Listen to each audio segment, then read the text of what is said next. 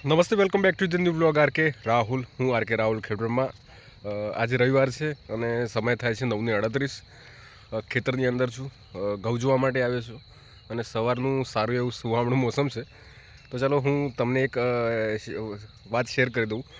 તો કાલે આપણું પ્લાનિંગ છે રાજસ્થાનની અંદર આવેલી એક પ્રસિદ્ધ જગ્યા છે તુમરાજ મહારાજ, જે ડુંગર પર છે અને અહીંથી 40 કિલોમીટરની દૂરી પર આવેલું છે. તો આપણે રાજસ્થાનની બોર્ડર ક્રોસ કરી અને ગુજરાતથી રાજસ્થાન જવાના છીએ.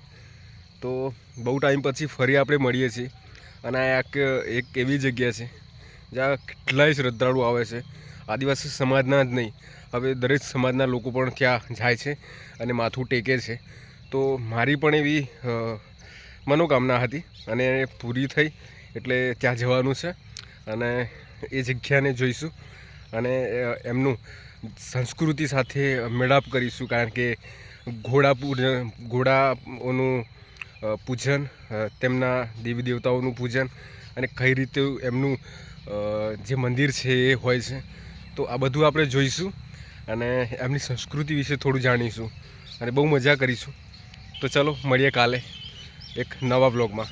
ત્યાં સુધી થેન્ક યુ, બાય બાય, મળીએ.